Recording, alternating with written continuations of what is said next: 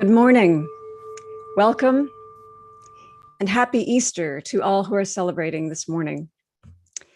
Welcome to First Unitarian Toronto Online, where we meet in a new way to seek, connect, and serve. We welcome you, whether you're joining us from around the corner or around the world, and whether you're a longtime member of this community or joining us for the first time today. As we begin, we acknowledge that in the city of Toronto, the land upon which we gather is the traditional territory of many nations, including the Mississaugas of the Credit, the Anishinaabeg, the Chippewa, the Haudenosaunee, and the Wendat. It is now home to many diverse First Nations, Inuit, and Métis peoples. Toronto was covered by Treaty 13 with the Mississaugas of the Credit and subject to the Dish with One Spoon Wampum Belt Covenant. That was an agreement between the Anishinaabeg and the Haudenosaunee to peacefully share and care for the lands around the Great Lakes. As we affirm that we live and gather upon land that was and is Indigenous territory, may we deepen in our ability to do the essential and urgent work of reconciliation. I'm Reverend Lynn Harrison. I'm joined today by pianist Adam Sakiyama, Director of Congregational Music Dallas Bergen, AV technician Matt Rideout, and our senior minister, the Reverend Sean Newton. And now, as we begin our service, I invite you to light a candle or chalice if you have one nearby, and to join with us in our chalice lighting words.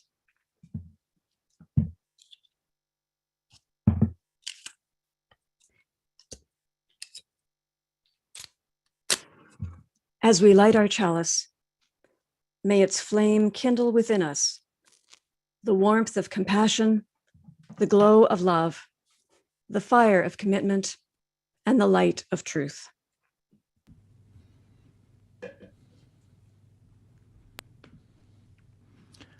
Our call to worship comes from my friend Julia Hamilton with deep appreciation to the poet E.E. Cummings.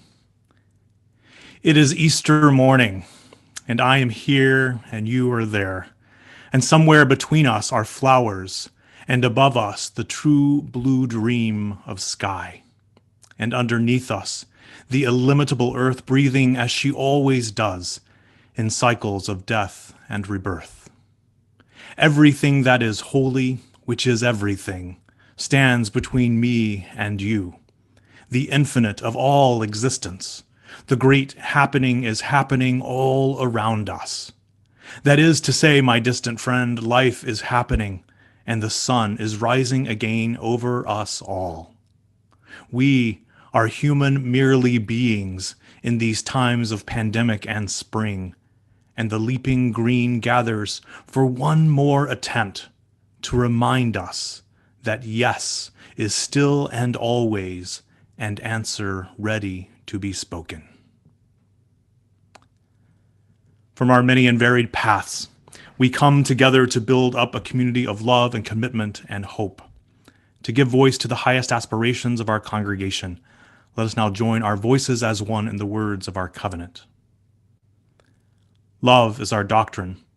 The quest for truth is our sacrament, and service is our prayer. To dwell together in peace, to seek knowledge in freedom, to serve life to the end that all souls shall grow into harmony with the divine.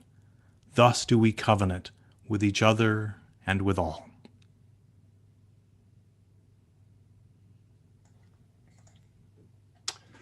I bring you news of the life of this congregation.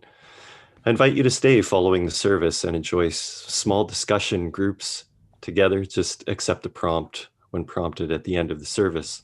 And if you're a newcomer among us, you are invited to an information session today with me and Diane Wagner, where we connect with one another, give an overview of Unitarian Universalism, and share how this community and congregation works.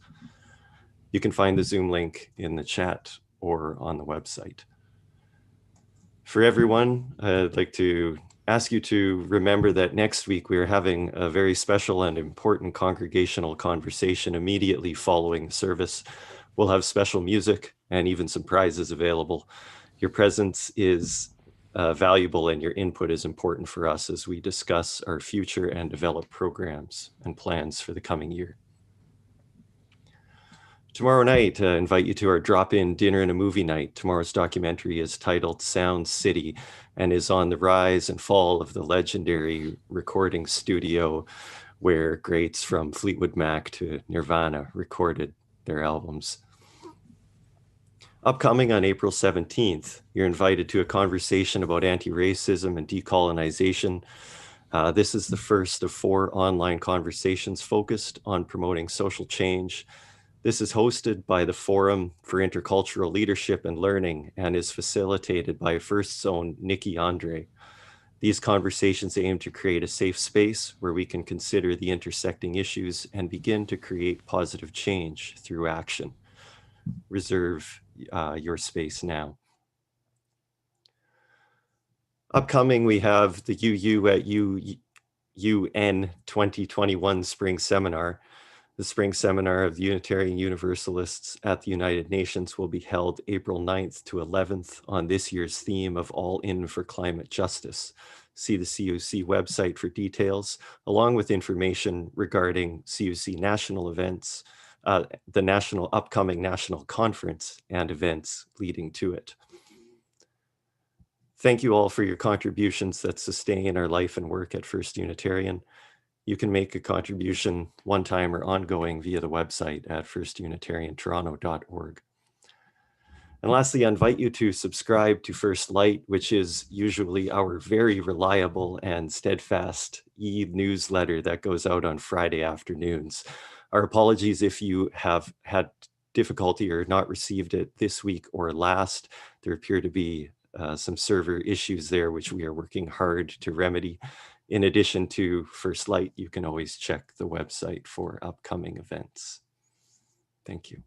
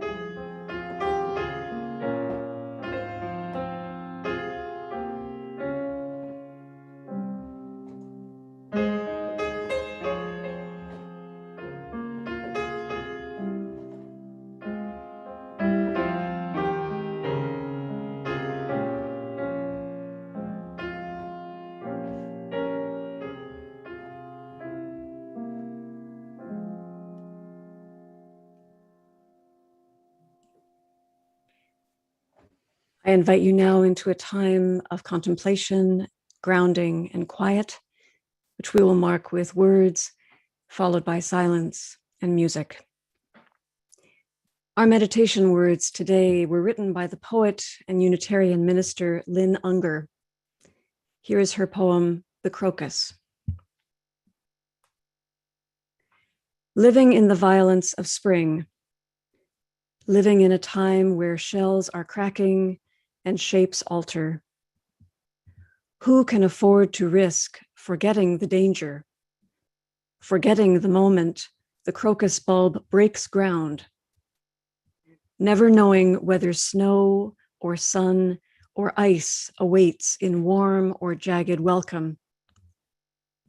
There are no choices here, no careful path or reasoned way, no holding in reserve for some more settled, more propitious time, but only the unconsidered faith of the crocus, whose saffron petals echo or demand the sun.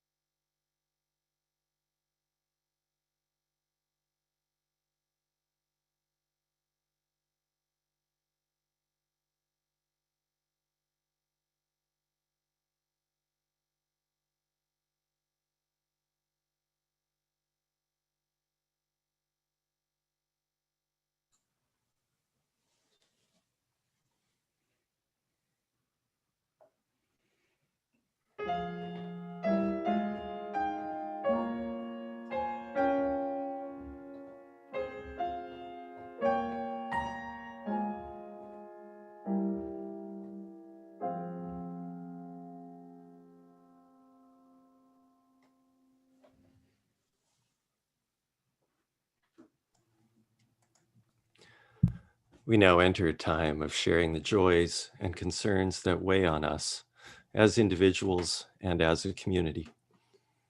The bonds of community are strengthened with the sharing of that which weighs on our hearts and minds, and the joys that lift us, both great and small.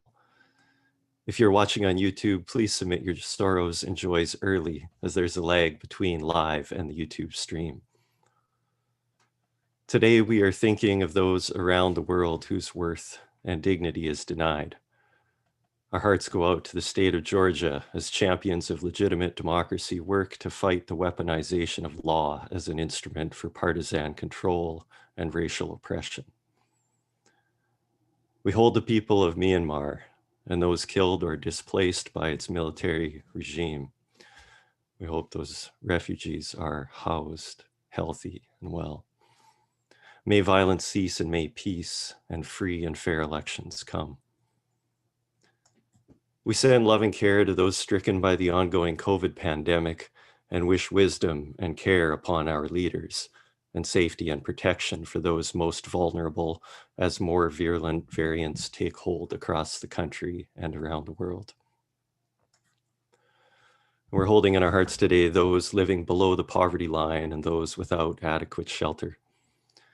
We wish for our city leaders to have compassion and give aid to those who have made their homes in public spaces.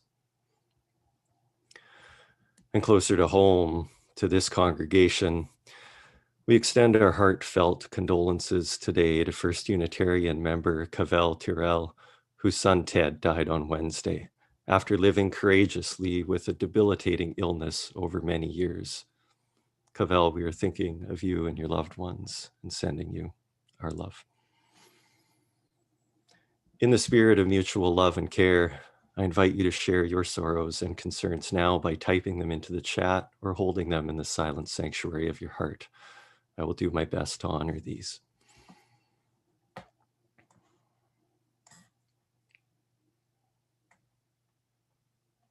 May our frontline workers here in Ontario be treated like human beings and get sick pay and vaccinated.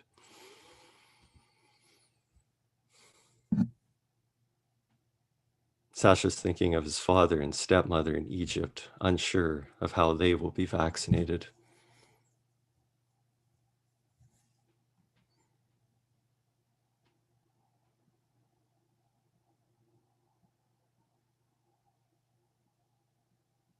And Ruth is thinking of the newest COVID patients and their connection to regional variability.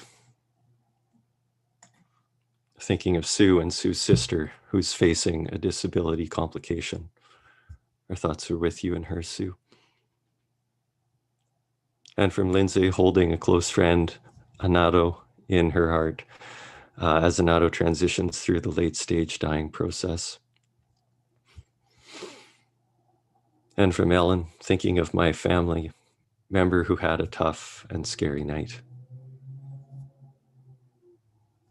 And Winnie holds concern for the homeless who lost their homes in her local park, hoping they are safe. Indeed. And Kira's thinking of trans people in Arkansas and Alabama whose rights are under attack, and thinking of all the people struggling under COVID being evicted from their homes. Maya's lifting up prayers for Thea. May we protect our teachers here in Ontario by closing schools until they and the children can get vaccinated. And let's compensate those people at risk and on the front lines well. Prayers for Eldon and Irene. And thinking of Greg's mother on the 10th anniversary. Greg is thinking of Greg's mother on the 10th anniversary of her death. And we're thinking of you, Greg, as well. And from Barbara, thinking of and praying for our two Michaels, as always.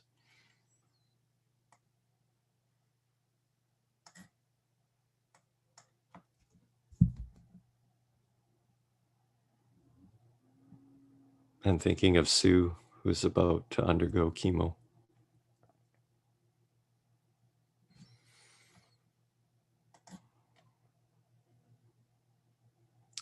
And in our complicated lives, there's also much to celebrate, milestones in our lives and the lives of our loved ones and around the world.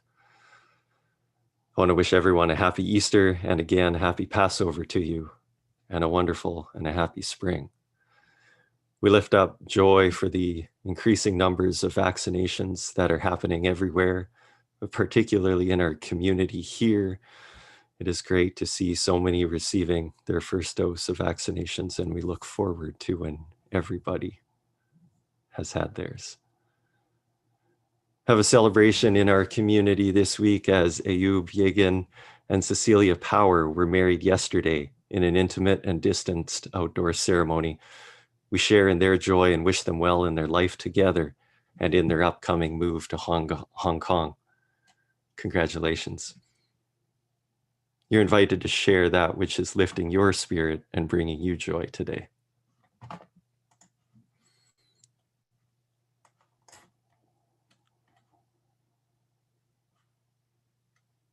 From Sabina, celebrating birthdays of Andrew and Stella this week.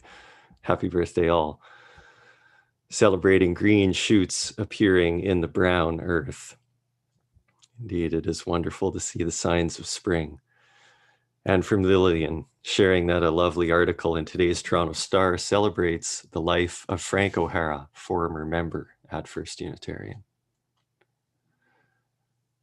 A 34-year-old Ahora Anansia wants to be Secretary General in the United Nations and has the courage to ask Bob Rae to approve the nomination. Thankful for leaf buds on the trees. And Harold, looking forward to watching from a distance their grandson in the backyard with an Easter egg hunt this afternoon. And Robin is thankful for migratory juncos in the front yard this morning. Lindsay with gratitude for a negative COVID results of their daughter. And from Heather Wright, happy that tomorrow the family will be picking up 2 little rescue kittens from Egypt who will join the family. And from Suzanne, grateful for the vision of Dale Morningstar to create Gas Station Studio, Suzanne's musical sanctuary. And Sue Burlove, thankful for a first vaccine received. Wonderful news to you, and we're happy to hear about all of you receiving your vaccinations. Celebrating a sober, thoughtful president in our neighbor to the south. And pleased to see the effectiveness of vaccination efforts there as well. And from Noah, who's scheduled to receive his first dose of the vaccination next week, a wonderful joy. Noah, we're happy for you. And from Nicole Johnson, happy for her dad and his girlfriend who took a week-long hike through the Grand Canyon and made it back safely. And from Laura, grateful that her brother could visit her 102-year-old dad recently.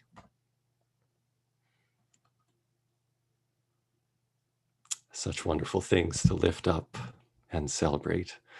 And one more from Elizabeth, just beyond the calm of the service, hard negotiations occurring post-Easter egg hunt, the joy of the egg hunt. May all families celebrating with egg hunts and other engagements, may you have a wonderful day together safely. Will you join me in a closing blessing? Spirit of life, known to us by many names, may the sharing of our joys and sorrows deepen the connections between us here and with the wider world. May we find compassion for all who suffer. May we listen to the voices of those with different backgrounds and perspectives than our own. May we be open to dialogue, bridge building, and reconciliation, and commit our hearts, hands, and minds to action to build a world that is more fair and just. May we take the lessons from spring's holidays to honor time, tradition, and struggle, to lead when called, no matter the self-doubt that manifests in us. May we find hope in the assurance of rebirth and renewal, knowing that times of darkness and sacrifice pass and that life flourishes anew. May our hearts be filled with gratitude for all that we have and for the potential that lies in our every word and deed. May we be an instrument for positive change in this world, increasing love, compassion, empathy, and justice. In the name of all that is good. Amen.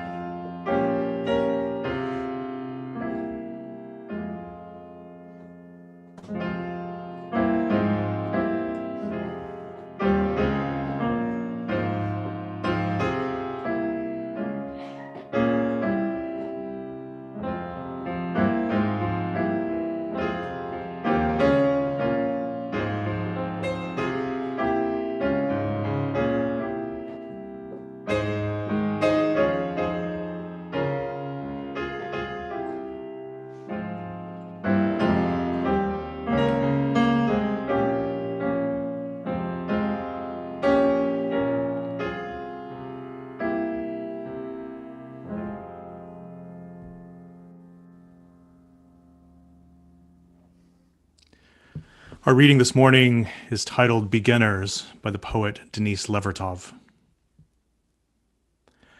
But we have only begun to love the earth. We have only begun to imagine the fullness of life. How could we tire of hope?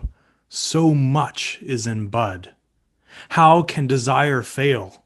We have only begun to imagine justice and mercy, only begun to envision how it might be to live as sibling with beast and flower, not as oppressors. Surely our river cannot already be hastening into the sea of non-being. Surely it cannot drag in the silt all that is innocent. Not yet, not yet. There is too much broken that must be mended, too much hurt we have done to each other that cannot yet be forgiven. We have only begun to know the power that is in us, if we would join our solitudes in the communion of struggle. So much is unfolding that must complete its gesture. So much is in bud.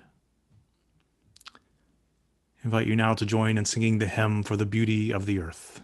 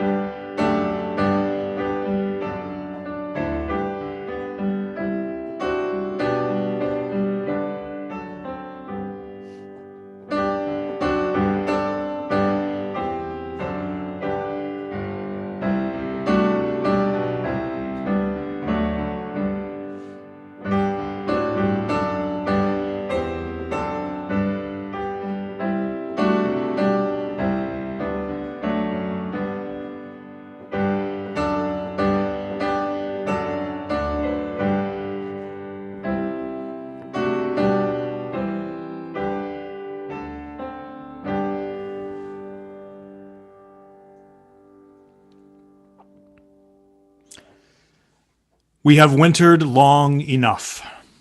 Never have these oft-used words from Jane Jepka rung so true. We have wintered long enough indeed.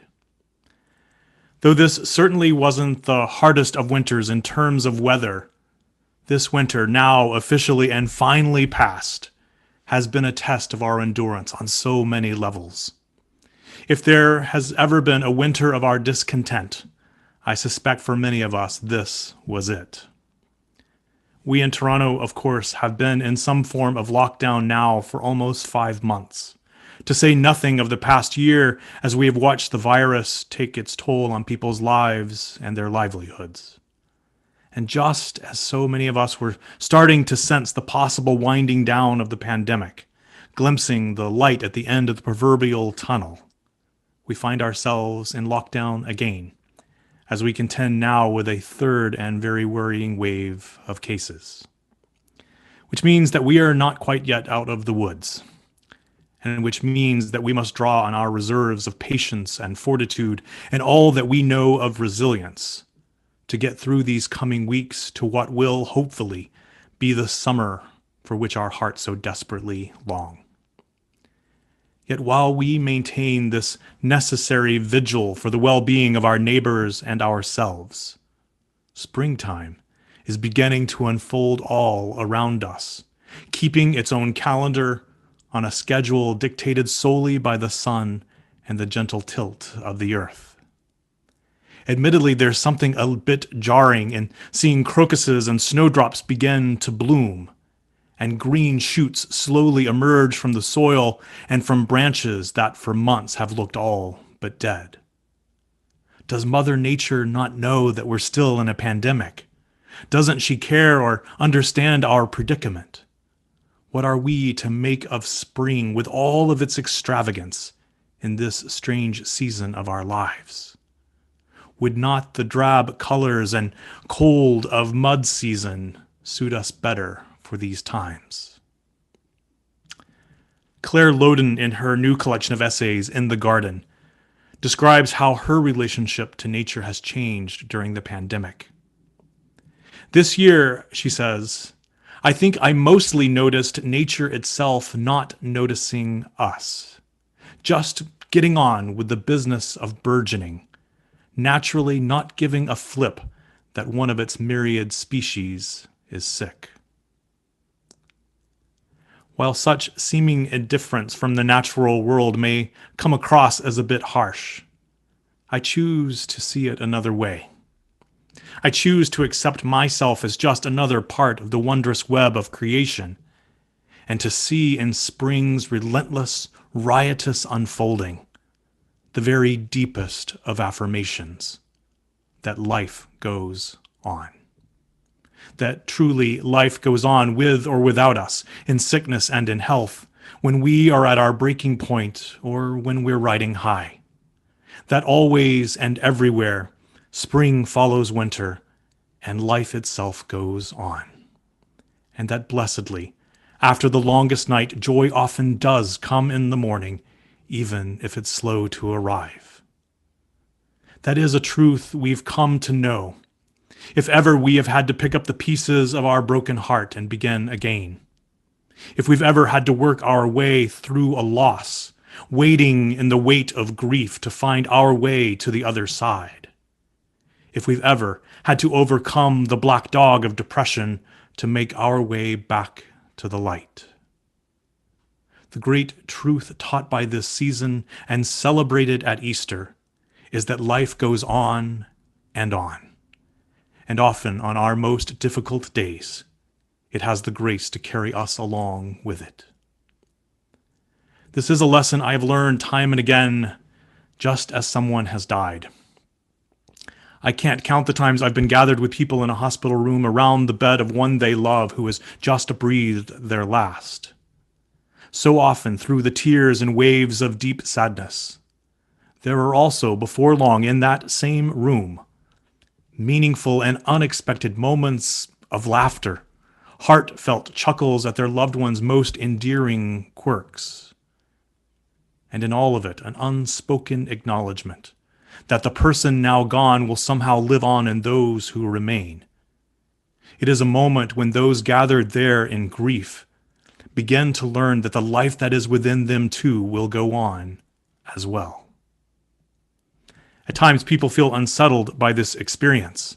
They worry that they're somehow disrespecting the deceased, thinking that love can only be shown in such moments by their despair. But this Easter morning, the blossoms and buds outside serve to remind us that this is not so. The great cycles that play out in the world around us remind us that there is a season for everything, but that life also and always goes on.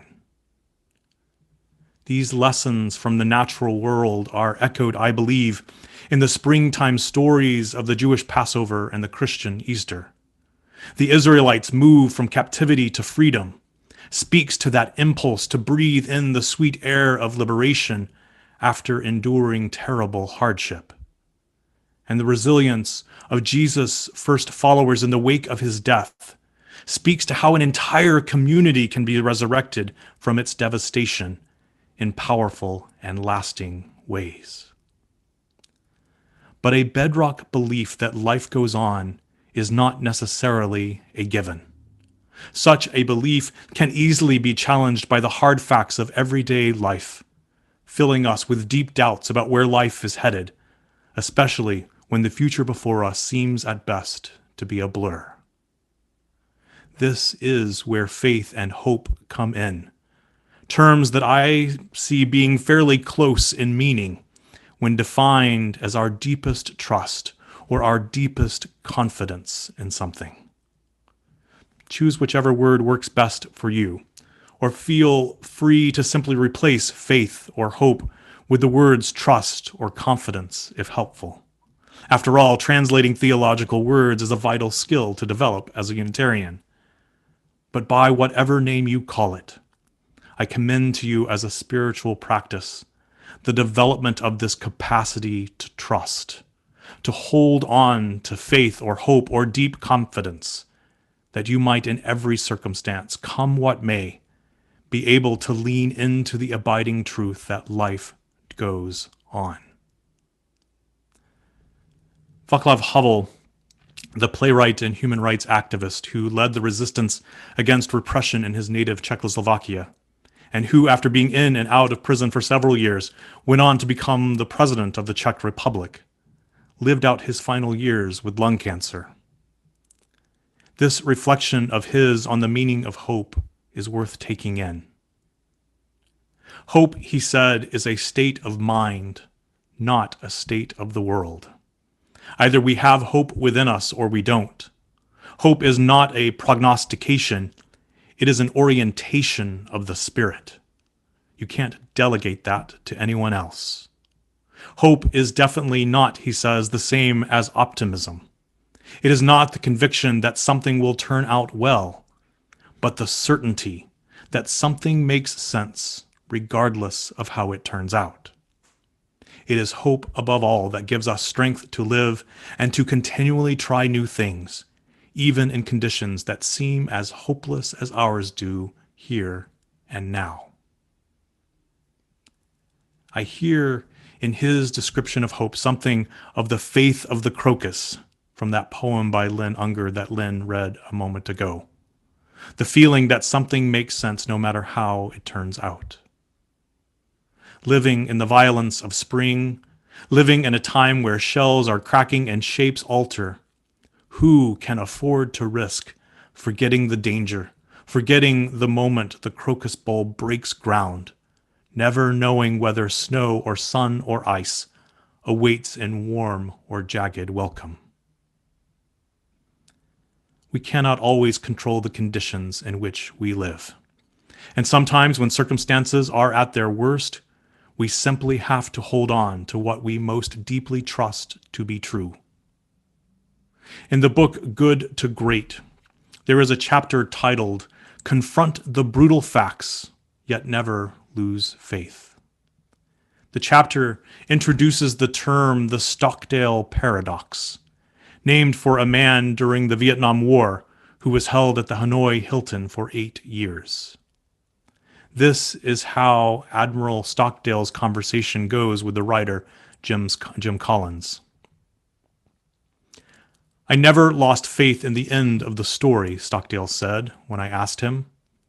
"I never doubted not only that I would get out, but also that I would prevail in the end, and turn the experience into the defining event of my life, which in retrospect I would not trade." I didn't say anything for many minutes, and we continued to walk toward the faculty club slowly, Stockdale limping and arc-swinging his stiff leg that had never fully recovered from repeated torture. Finally, after about 100 meters of silence, I asked, "Who didn't make it out?" "Oh, that's easy," he said. "The optimists." "The optimists? I don't understand," I said, now completely confused given what he had said just a few moments earlier. "The optimists, oh, they were the ones who said, 'We're going to be out by Christmas,' and Christmas would come and Christmas would go. Then they would say, 'We're going to be out by Easter,' and Easter would come and Easter would go, and then Thanksgiving, and then it would be Christmas again, and they died of a broken heart." Another long pause and more walking. Then he turned to me and said, "This is a very important lesson.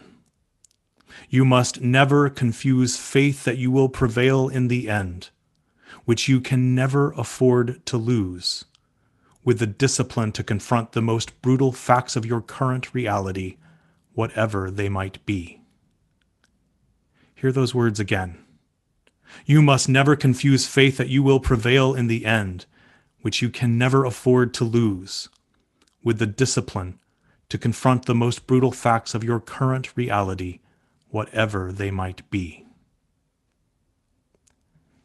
This is what I would call hard-won hope, the hardest-won hope. The certainty that something can make sense regardless of how it turns out. The deep trust that you will somehow persevere even while staring down the harshest realities in front of you. And the gut-level acceptance that life goes on, even if not in the ways that you dreamed or hoped or planned. The trick is to ride the wave, to take your place in the flow of life, being at peace no matter what comes your way, because you have previously practiced being at peace. This Easter morning, let us celebrate the unfailing renewal of life and our place in the unfolding story of this season, that life goes on and we with it. In springtime's exuberance, with its riot of colors still to come, let us be on the lookout for all that is in bud, those tiny harbingers of hope that call us to wonder at all that is still to come alive in us, for we have wintered long enough. Amen.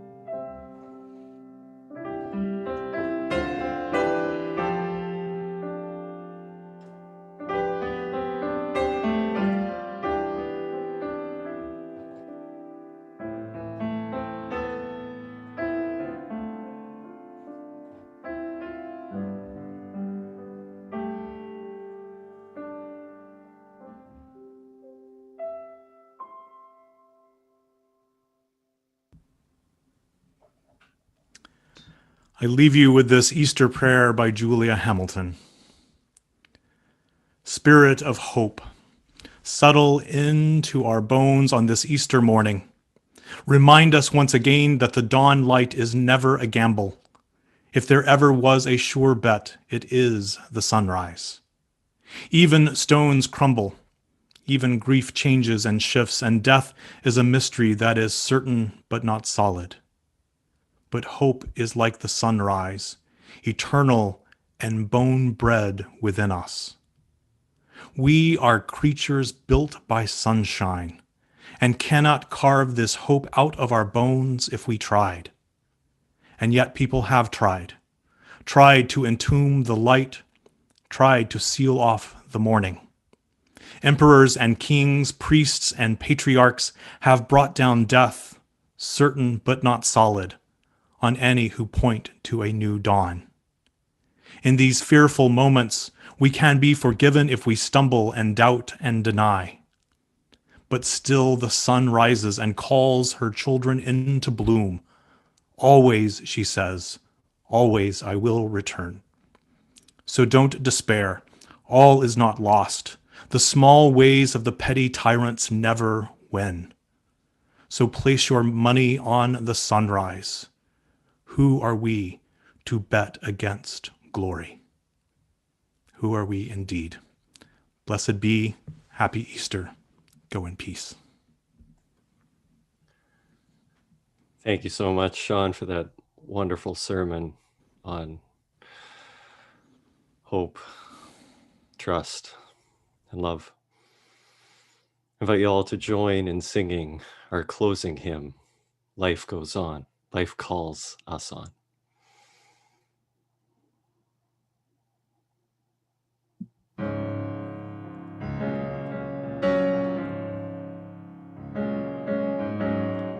Here in reverence now we gather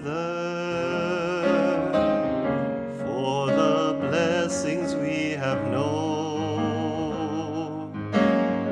with a pledge to one another that we journey not alone. Joy and sorrow make us wise, kin to all that lives and dies. Love calls us on. Love calls us on.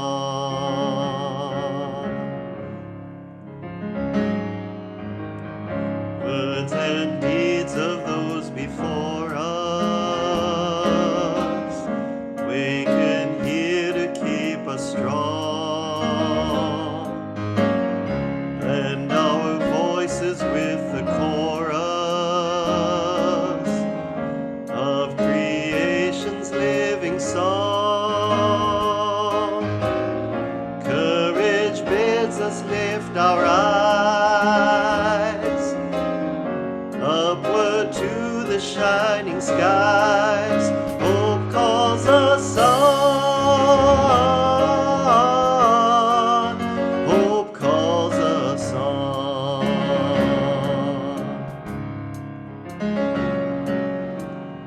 Loyal guides in love and duty,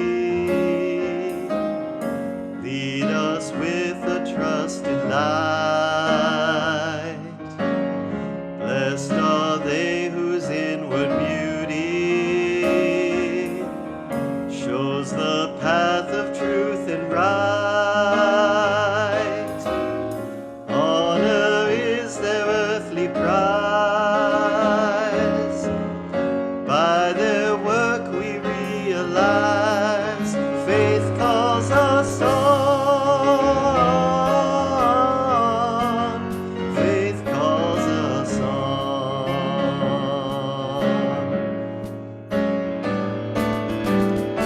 We have shared a radiant hour when the truth has made us free, and the Spirit's gracious power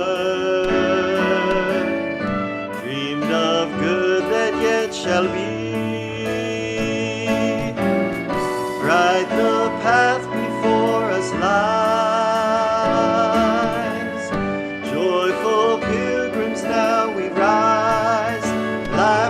calls us on. Life calls us on. Life calls us on. Life calls us on. Life calls us on. Life calls us on. Life calls us on. Life calls us on.